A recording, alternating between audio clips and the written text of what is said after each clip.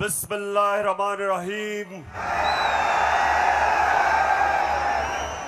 इय्याका नअबुदु व इय्याका नस्तईन। पेशावर, आपको याद है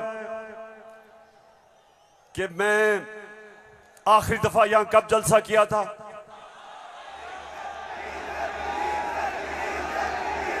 जब एक बैरूनी साजिश के तहत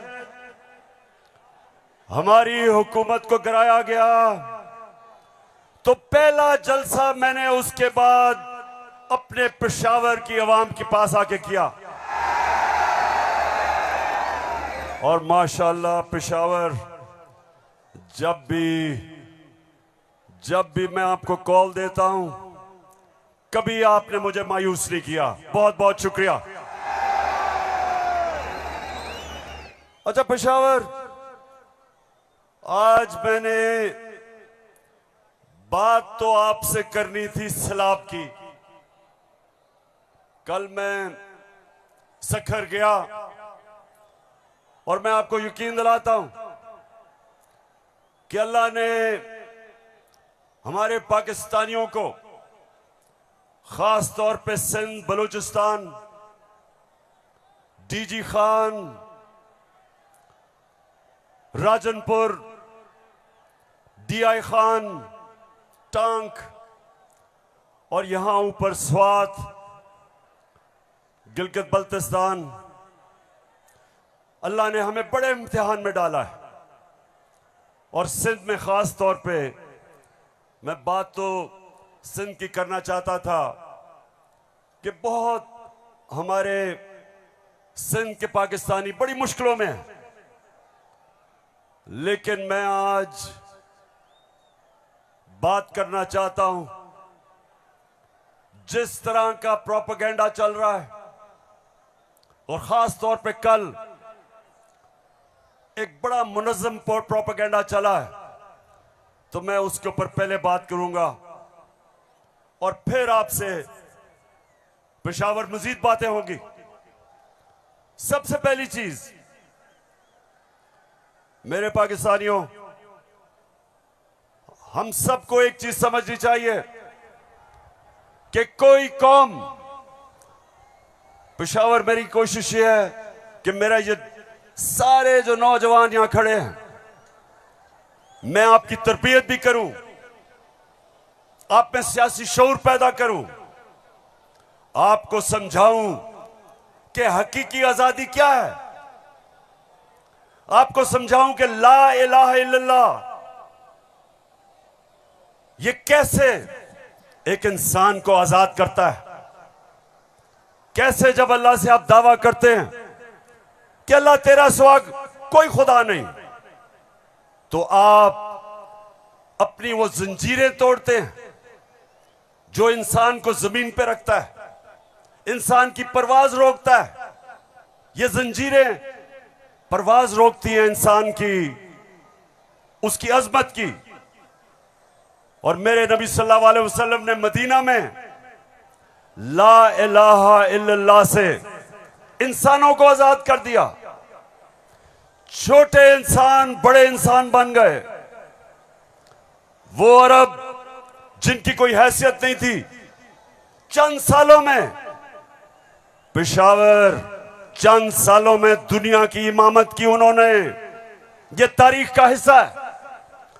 और मेरी भी कोशिश है कि मैं अपनी कौम की जो जंजीरें बंधी हुई हैं जमीन से, जो हम ऊपर परवाज नहीं कर पा रहे हैं, मेरी भी कोशिश ये है कि मैं अपने नबी सल्लल्लाहु अलैहि वसल्लम की सुन्नत पे चलते हुए अपनी कौम को जगाऊं और कौम को आजाद करूं, ताकि ये जंजीरें टूटे और मेरी कौम ऊपर परवाज करे।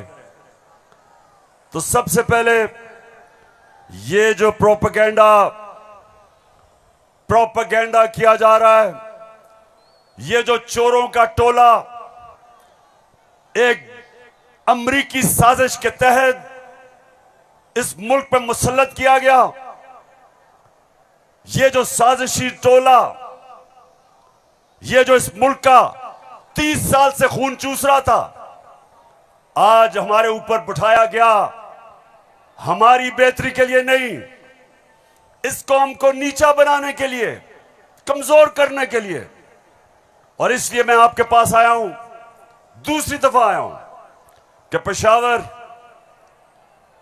मैंने इंशाअल्लाह आपको अपनी हकीकी आजादी की तहरीक में शामिल करके पाकिस्तान को एक अज़ीम कौम बनाना है। जो इल्लामा इकबाल की ख्वाब थी, वो कौम जो कि इंशाअल्लाह वर्ल्ड लीडर्स बनाएगी, जो खुशहाल होगी, जिधर हरे पासपोर्ट की दुनिया इज्जत करेगी, जिधर जब, और इंशाअल्लाह एक दिन आएगा जब हमारे पाकिस्तानी पाकिस्तान से बाहर जाएंगे तो दुनिया कहेगी कि वो देखो पाकिस्तानी आ रहा है।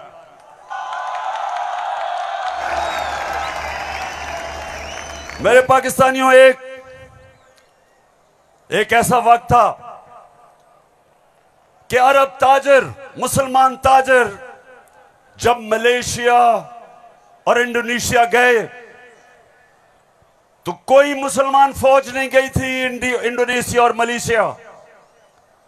मुसलमान ताजरों का किरदार देख के, मुसलमानों के ताजरों की सच्चाई देख के, सादिक और अमीन ताजरों ने अपने किरदार से लोगों को मुसलमान किया।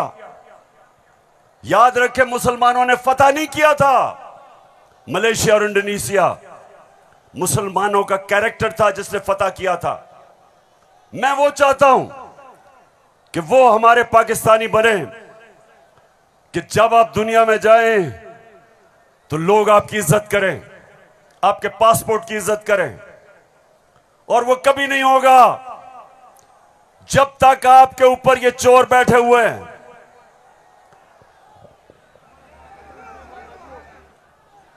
शबाज शरीफ, मैं चाहता हूं पेशावर जरा गौर से, क्योंकि आज मैंने बड़ी वीडियोस दिखानी है आपको।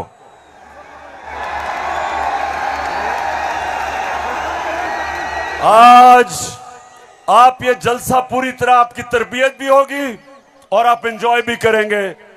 तो मैं जो आपको कह रहा था, फिर से मैं जो आपको कह रहा था कि मैं चाहता हूं कि मेरी कौम एक खुददार, गैरतमंद कौम हो, क्योंकि ला इलाहा इल्लल्लाह इंसान को गैरत देता है।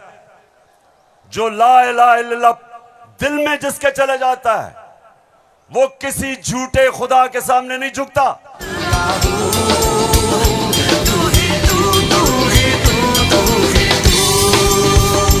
अच्छा, अब देखो, जो मैं चाहता हूं कि किस तरह की कौम मुझे चाहिए, और जरा ये देखें इंपोर्टेड क्राइम मिनिस्टर को। मैं सऊदी अरब से होके आया हूं, मैं यूएई के होके, अभी मैं तुर्की होके आया हूं, और मैंने उन भाइयों को कहा कि आप हमारे बड़े अजीम भाई हैं, हमेशा आपने हमारी मदद की। और मैंने यही कहा, जब मैं आया हूं तो आप समझेंगे शायद ये मांगने आया है, मैं मांगने नहीं आया। मैं आया हूं तो आप समझेंगे शायद ये मांगने आया है, मैं मांगने नहीं आया, लेकिन मजबूरी है। जिस तरह माजी में 75 साल में आपने हमारा हाथ बटाया है, कुछ अर्सा आप हाथ बटा। मैंने कहा मैं वादा करता हूं कि इंशाअल्लाह हम पूरी कौम, हम मिलकर दिन रात मेहनत करेंगे, पसीना गिराएंगे, अपने पांव पे खड़े होंगे। क्यों पेशावर, सुन लिया? ऐसे आदमी को आप अपना प्राइम मिनिस्टर मानते हो?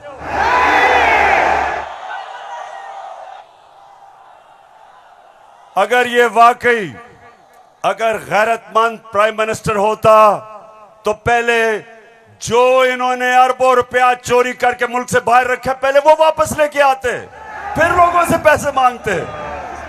अपना पैसा चोरी करके मुल्क से बाहर, और बाहर जाके लोगों से पैसे भीख मांगना। अच्छा पाकिस्तानियों, पेशावर, मैं आज आपको अब बताना चाहता हूं कि ये जो चोरों का टोला हमारे ऊपर मुसल्लत किया, अब इनको पता चल गया है कि ये अब ये हमें हरा नहीं सकते।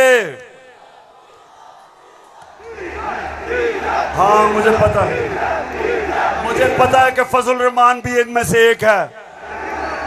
अब ये जो थ्री स्टूजेस हैं, इनको पता है कि मैच खेल के तो ये अब ये जीत नहीं सकते। इनको पता है कि जब भी इलेक्शन हुआ इन्होंने हारना है। अब ये कर क्या रहे हैं? साजिशें कर रहे हैं। किसी तरह इमरान खान को डिस्क्वालीफाई करवाओ, केस बनाओ, कभी तोशाखाना, कभी वो इनका पालतू इलेक्शन कमीशन, कभी वो कोशिश कर रहे डिस्क्वालीफाई करने के लिए। अदालत के अंदर मुझे दहशतगर्द बना दिया पिशवारों वालों। दहशतगर्द आपके सामने खड़ा है। कोशिश है कि किसी तरह बस इमरान खान मैच ना खेले। ये वैसे ही है, जब हम छोटे थे क्रिकेट खेलते थे तो जब एक टीम हारने लगती थी वो विकेटें उठा के ले जाती थी। अब ये यही कर रहे हैं, मैच खेल नहीं सकते, किसी ना किसी तरह बस इमरान खान को बाहर निकालो टीम से। दूसरी चीज, और ये उससे खतरनाक चीज कर रहे हैं, पेशावर ये कोशिश कर रहे हैं कि किसी तरह पाकिस्तान की सबसे बड़ी जमात, इसको किसी तरह पाकिस्तान की फौज से लड़ाया जाए। ये इनकी दूसरी कोशिश है। पहले डिस्क्वालीफाई करो और साथ साथ कोशिश करो कि पाकिस्तान की फौज के खिलाफ प्रोपेगेंडा करके लड़वाएं, और फिर पाकिस्तान की अदलिया के खिलाफ कि पाकिस्तान के अदारे किसी तरह तरीके इंसाफ के खिलाफ हो और ये किसी तरह मैच जीत जाए। बस मैं आज आपको वीडियोस दिखाने लगा हूं, और मैं उससे पहले आपको बताऊं कि कोशिश इनकी क्या है। जो कुछ मैं कहता हूं, इनका प्रोपेगेंडा सेल बैठा हुआ है, वो हर चीज को मोड़ के कोशिश करता है कि या किसी तरह अदालत मेरे खिलाफ हो या किसी तरह फौज मेरे खिलाफ हो। अब मैंने क्या कहा था? मैंने अभी चंद रोज पहले क्या कहा, परसों मैंने क्या कहा? मैंने ये कहा कि फौज का जो आर्मी चीफ होता है उसको मेरिट पे सिलेक्शन होनी चाहिए।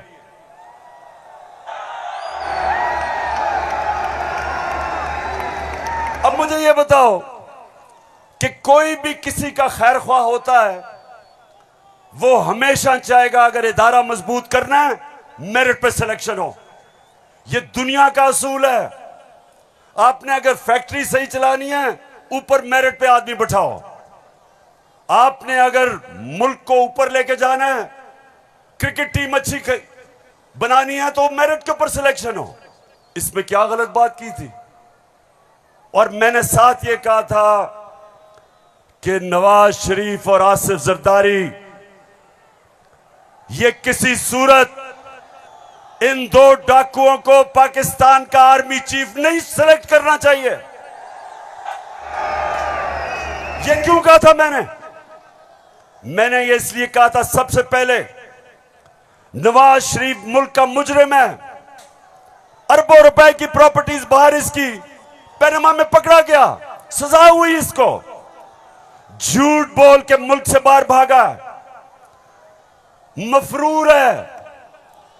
मुझे यह बताएं पेशावर, जरा मुझे यह बताएं कि क्या एक चोर को, एक मफरूर को, एक भगौड़े को जो मुल्क से बाहर पैसा ले जाता है, क्या उसको पाकिस्तान का आर्मी चीफ सिलेक्ट करना चाहिए? जरा मुझे बताएं। और इधर बात खत्म नहीं होती। दूसरी, डॉन लीक्स क्या थी? हिंदुस्तान पाकिस्तान की फौज को कह रहा था ये दहशतगर्दी कर रही है। हिंदुस्तान उस वक्त के पाकिस्तान के सिपा सलार रहील शरीफ को कह रहा था ये दहशतगर्दों का सरदार है। और डॉन लीग्स में क्या चीज सामने आती है? बजाय नवाज शरीफ और नून लीग अपनी फौज के साथ खड़े हो, वो हिंदुस्तान को पैगाम पहुंचाते हैं कि जी हम कुछ नहीं कर रहे, फौज सब कुछ कर रही है। अपने से फौज को अलग कर लिया। काठमांडू में सार्क मीटिंग में बरका दत्त किताब में लिखती है कि नवाज शरीफ छुप छुप के नरेंद्र मोदी को मिल रहा था अपनी फौज से डर के। और दूसरी तरफ आसिफ जरदारी वो अमेरिकनों को कहता है, अपने अमेरिका में पाकिस्तान का एम्बेसडर हुसैन हक्कानी वो जाके अमेरिकनों को एडमिरल मलन को कहता है कि जनाब गवर्नमेंट को और जरदारी की गवर्नमेंट को पाकिस्तान की फौज से बचा लो। ये वो लोग हैं, बताओ मुझे, ये आर्मी चीफ सेलेक्ट कर सकते हैं? क्या हम इतने अहम ओहदे इन दोनों चोरों के हाथ में देंगे? नहीं देंगे। लेकिन तीसरी चीज पेशावर सुनो, इन्होंने सबको, मैंने बार बार आपको वो मुरासला दिखाया जो अमरीकी अंडर सेक्रेटरी ने धमकी दी पाकिस्तान को, पाकिस्तान के एम्बेसडर असद मजीद को, कि अगर तुमने इमरान खान को ना हटाया तो पाकिस्तान को मुश्किलों का सामना करना पड़ेगा। और नो कॉन्फिडेंस मोशन में अभी टेबल नहीं हुई थी तब वो धमकी देता है। और सबको पता है उसके बाद क्या हुआ। नो कॉन्फिडेंस आता है, चोरी के पैसे से मेंबर पार्लियामेंट खरीदे जाते हैं, करप्शन के पैसे से लोटे बनाए जाते हैं। और आपका भी एक बहुत बड़ा लोटा था। कौन लोटा था आपका? एक ही पख्तूनख्वा से लोटा आया और बहुत बड़ा लोटा था वो। लोटों पे पैसा चलता है, लोटों पे नोट चलते हैं। और उसके बाद हमारी हुकूमत गिराई जाती है और इनको इंपोर्टेड हुकूमत ऊपर लगाई जाती है। और मेरा तीसरा सवाल है कि क्या वो लोग जो बाहर से मुसल्लत किए गए हैं, जिनके पैसे और दौलत बाहर पड़ी है, क्या उनको पाकिस्तान के आर्मी चीफ को अपॉइंट करना चाहिए? बताओ। तो मैंने ये कहा और कहते कि जनाब इमरान खान तो फौज के खिलाफ है। अभी चलो, अब मैं चाहता हूं ये नून लीग के दो, एक वजीर और एमएनए, जरा आप इनकी वीडियो देखें और उसके बाद बात करता हूं।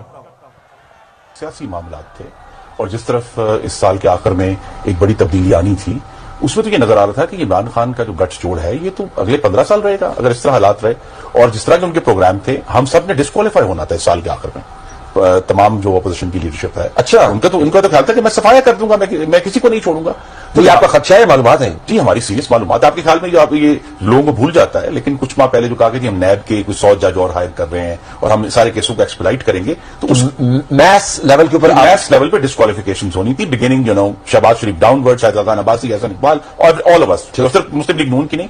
आपके ख्याल में जो कोalition बनी है वो इसी वजह से बनी है कि इमरान खान साहब के तो फाशिस्ट प्लान्स थे ना इस मुल्क के ऊपर हमला करने के।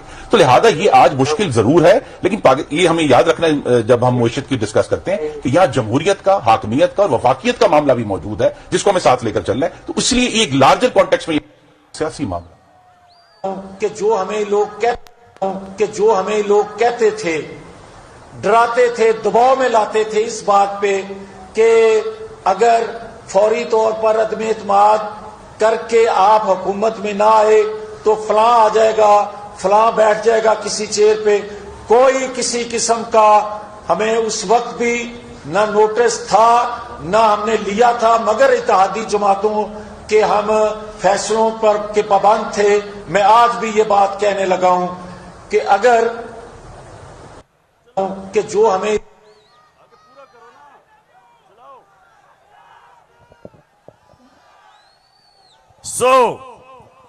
इसलिए ये हुकूमत हमारी गिराना चाहते थे कि इमरान खान एहतसाब ना कर दे।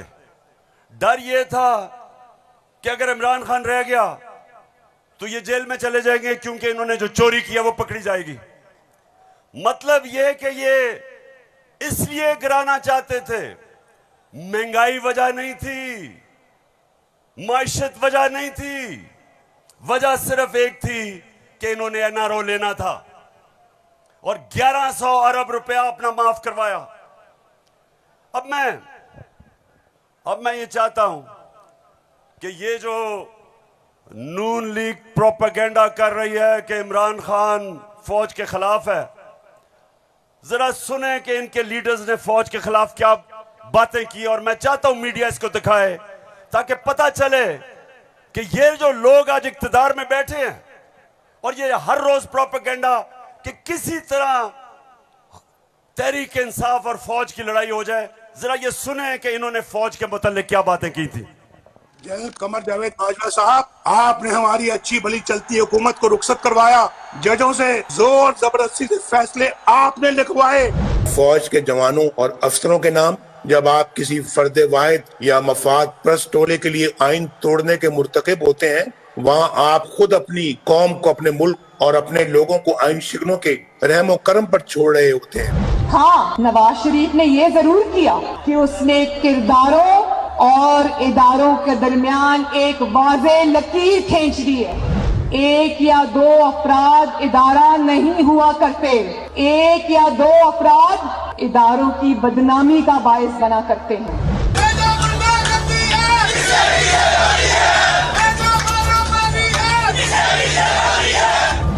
जो शख्स इस किस्म की कार्रवाइयों में मुलव्वस रहा हो उसका एहतसाब होना चाहिए। उसको बल्कि इतने बड़ी बड़ी उनकी ग्लेयरिंग चीज़ें शायद 73 साल की तारीख में कभी नहीं मिलती, तो अब तो उनका एहतसाब होना चाहिए।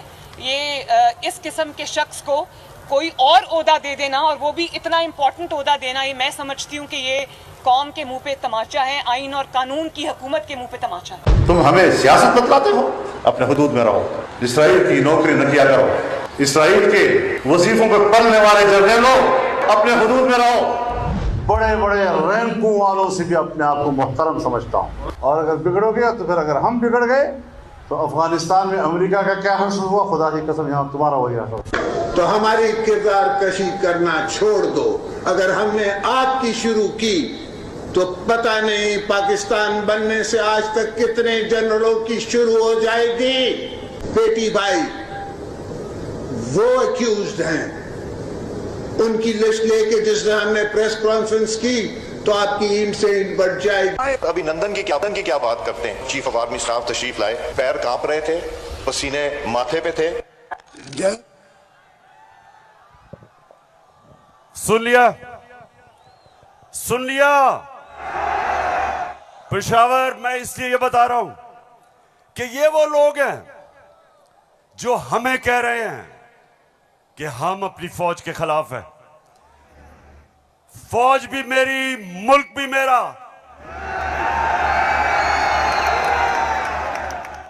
जितने इदारे मजबूत होंगे मुल्क मजबूत होगा, अदलिया मजबूत होगी मुल्क मजबूत होगा, फौज मजबूत होगी हम आजाद हो सकेंगे। हम अपनी आजादी, हम किसी के सामने झुकेंगे नहीं।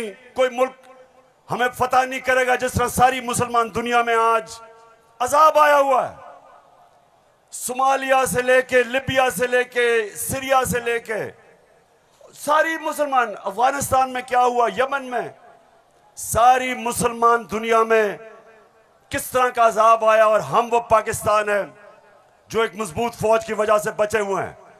तो नून लीग वाले ये समझ जाओ कि हम वो लोग हैं जो इस मुल्क के इदारे मजबूत करेंगे। और कभी अगर कोई तनकीद करते भी हैं अपनी फौज के लिए, उसकी बेहतरी के लिए करते हैं, तामीरी तनकीद करते हैं। अब वो चलाओ।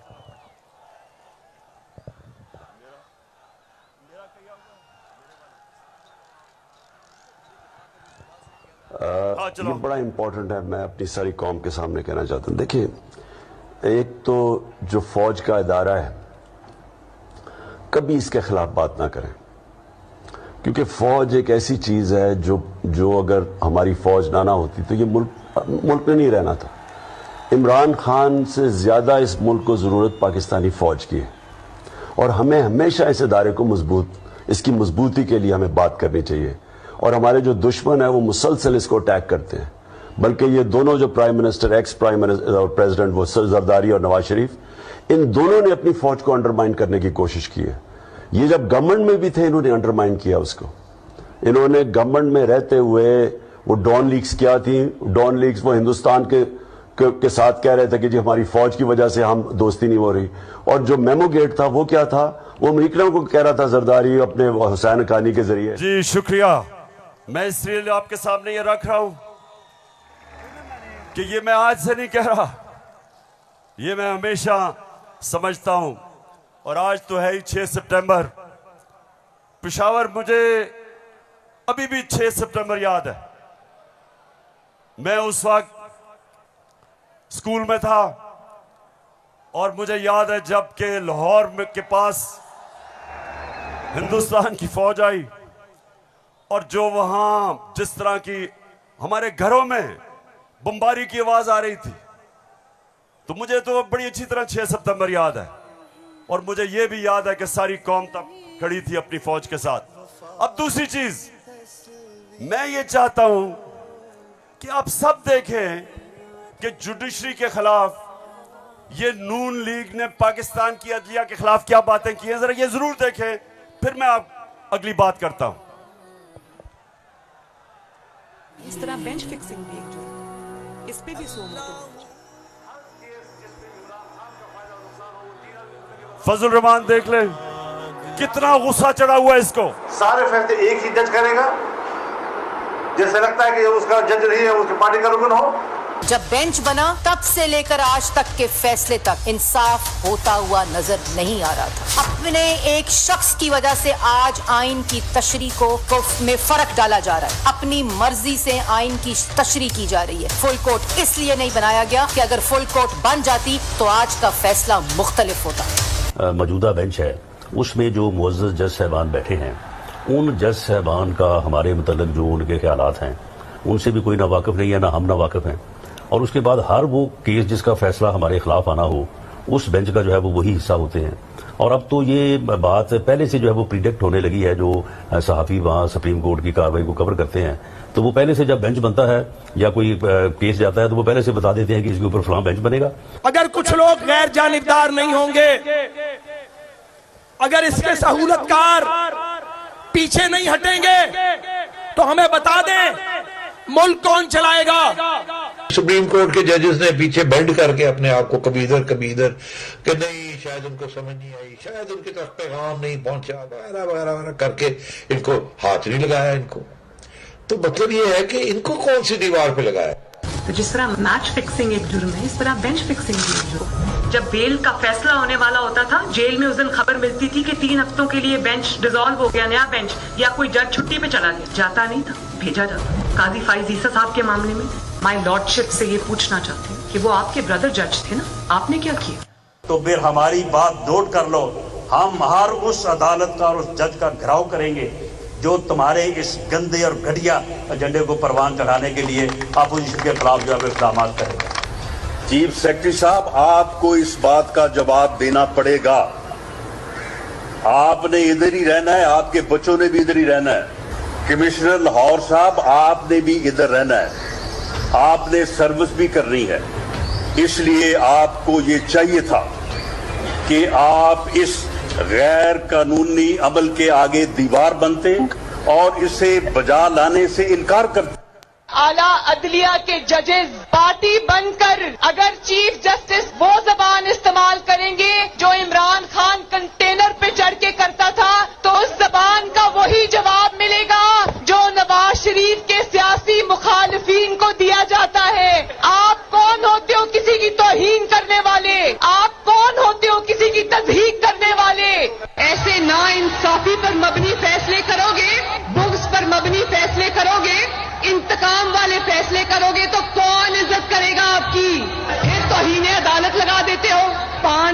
मेंबर बेंच ने सियासी पार्टी बना दिया पूरी अदलिया को और उसको मुस्लिम लीग नून के सामने ला के खड़ा कर दिया।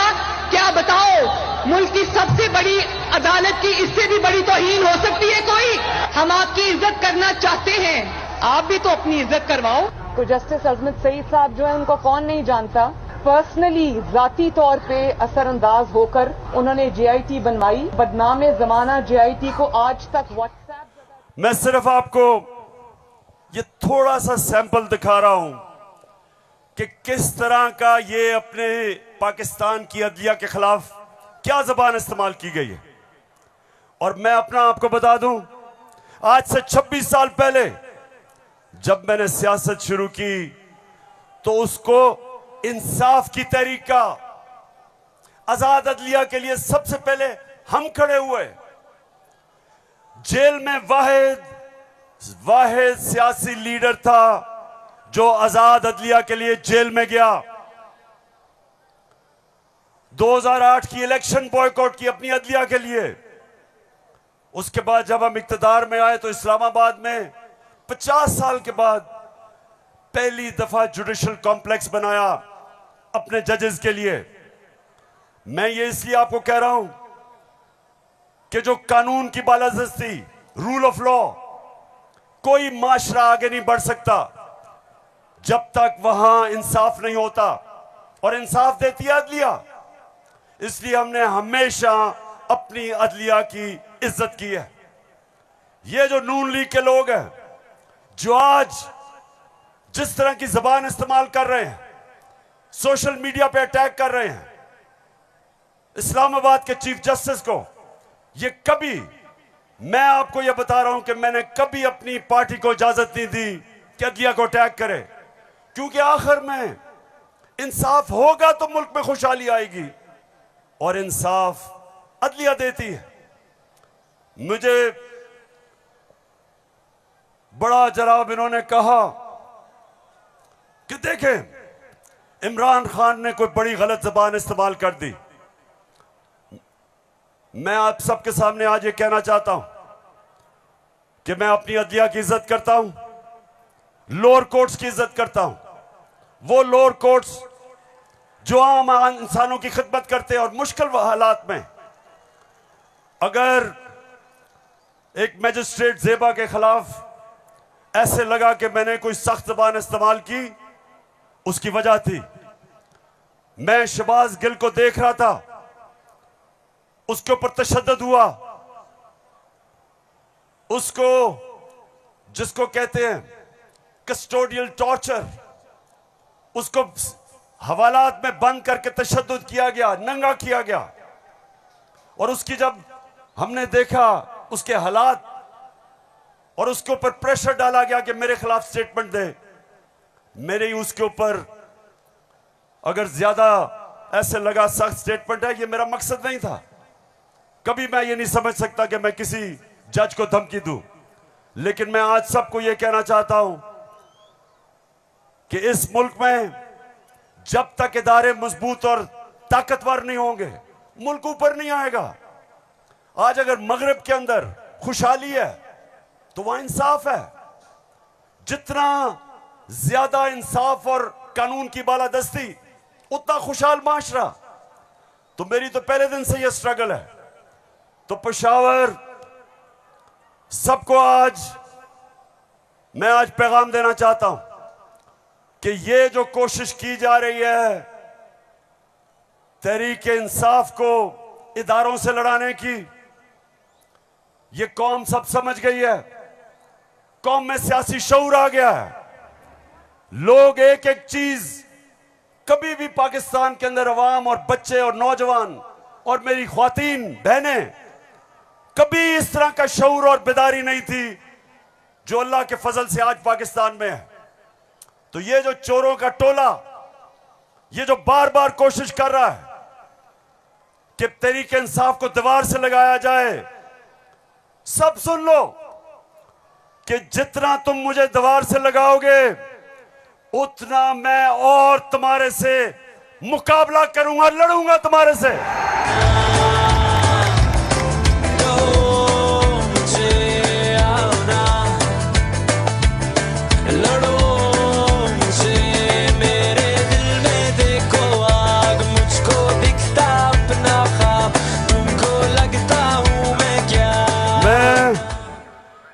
अपनी सारी कौम, सारी कौम के पास जा रहा हूं। 7 महीने से मैं पब्लिक में हूं, हर शहर में जा रहा हूं, अपनी कौम को तैयार कर रहा हूं कि मेरे पाकिस्तानियों, जब मैं तुम्हें कॉल दूंगा तुमने निकलना है मेरे साथ। कहती है ये राहे अमल, आओ हम सब साथ चले, मुश्किल हो या आसानी, हाथ में डाले हाथ चले, धड़कन है पंजाब मगर दिल अपना मैदान है।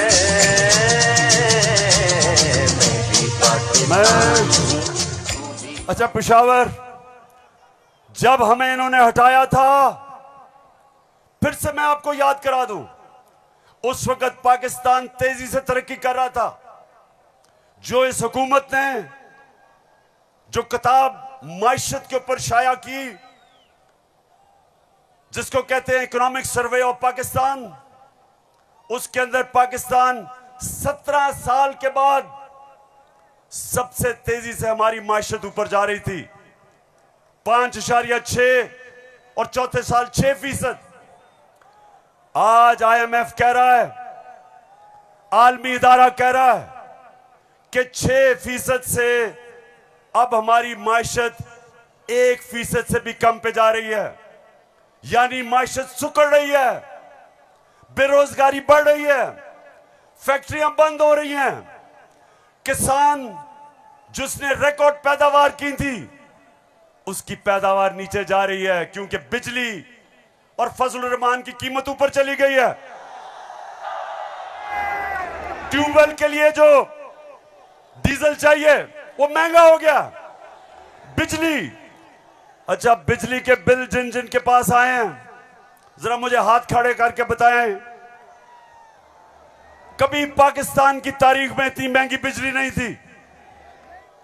क्या हुआ कि 4 महीने में कौन सी क़यामत आ गई कि बिजली की कीमत 18 रुपए यूनिट से 36 रुपए यूनिट, और टैक्सेस मिला के 50 रुपए यूनिट पे बिजली पहुंच गई है। गंदम 850 रुपए पे 20 केजी मिलती थी, आज कराची के अंदर 2000 रुपए पे नहीं मिल रही। बलूचिस्तान में देखें गंदम की कीमत किधर गई। हमारे दौर में, ये जरा गौर से सुने, हमारे दौर में तेल इंटरनेशनल मंडी में 103 से 115 डॉलर पे बिकता था, आज वो पहुंच गया 96 डॉलर पे।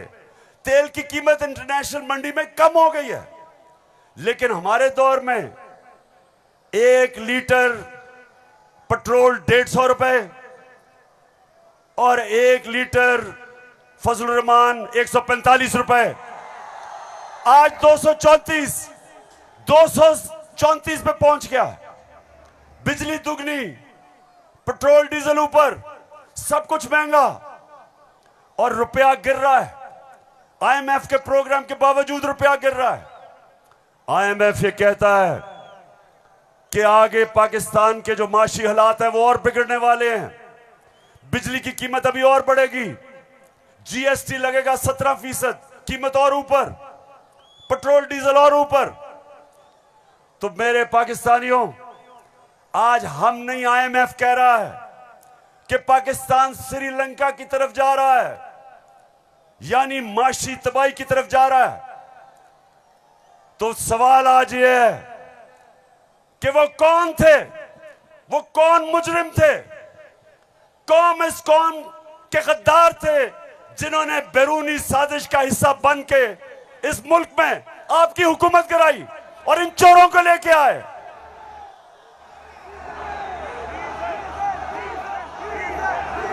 मैं अब जरा जो आपको आजकल जो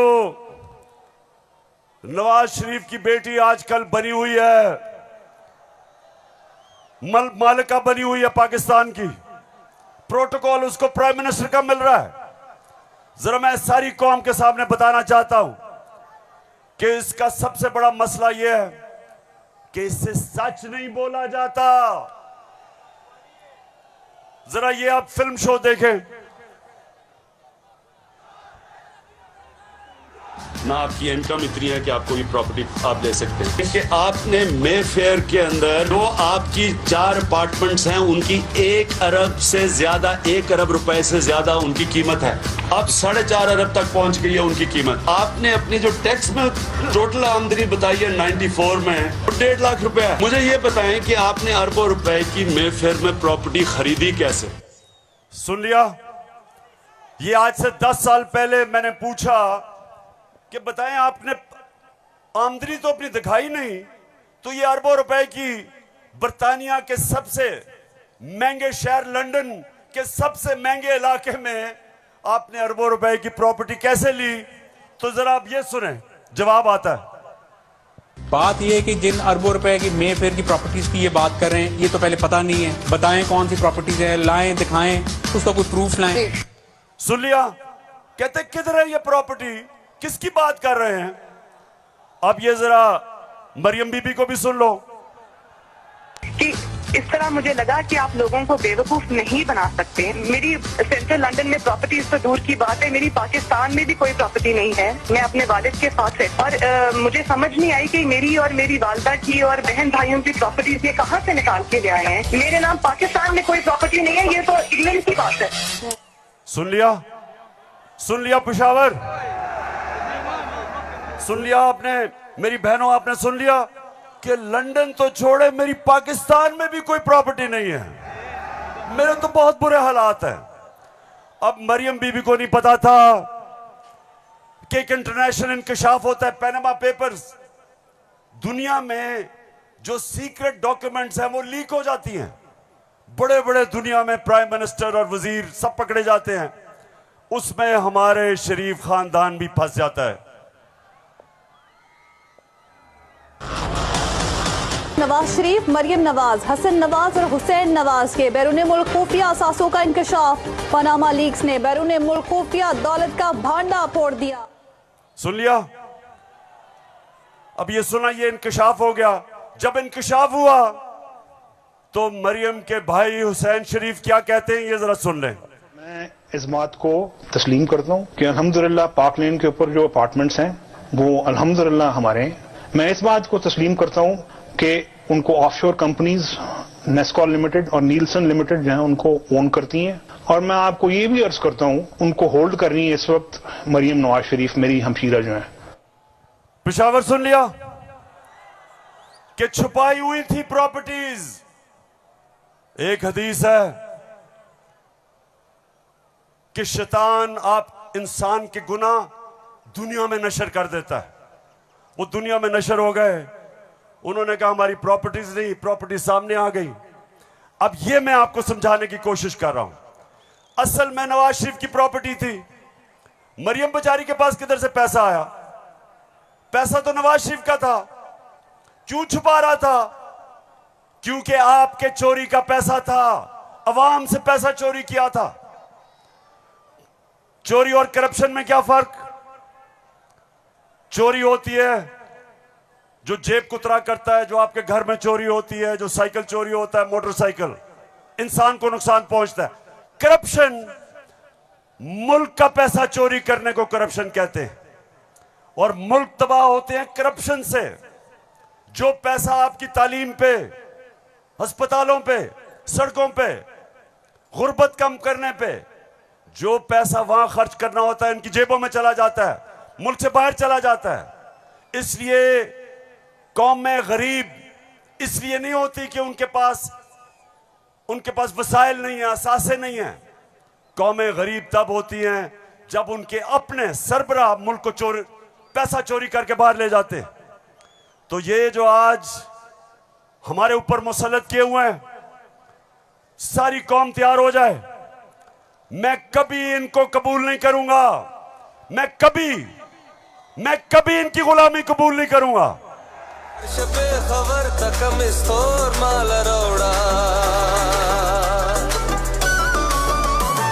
लड़श पे खबर तकम इस्तोर माल रोड़ा ताजा ताजा गुलुना द्रेसलोर माल रोड़ा ताजा ताजा गुलुना द्रेसलोर माल रोड़ा। पेशावर हाथ खड़ा करके बताओ आप तैयार हो जब मैं आपको कॉल दूंगा?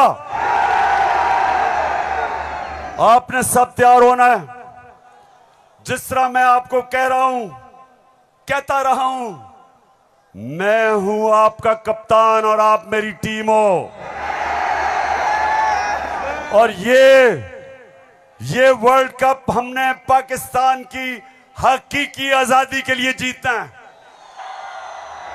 एक अजीम मुल्क बनाना है पाकिस्तान को। हमेशा आजाद मुल्क ऊपर जाते हैं, गुलाम मुल्कों की परवाज नहीं होती। हम ये नहीं चाहते कि हम किसी दुनिया के मुल्क से लड़ाई करें। हम अमेरिका को मैं बार बार कहूं कि अमेरिका, हम अमन में आपके साथ हैं, किसी जंग में हम आपके साथ नहीं हैं। हम दोस्ती चाहते हैं, लेकिन हम किसी सूरत आपकी गुलामी नहीं चाहते। हम अपनी जमीन नहीं इस्तेमाल होने देना चाहते किसी और लड़ाई के अंदर। हम नहीं चाहते कि हमारी जमीन इस्तेमाल हो किसी भी दुनिया के मुल्क के ऊपर आप किसी किस्म की जारियाना कार्रवाई करें। हम ये नहीं चाहते।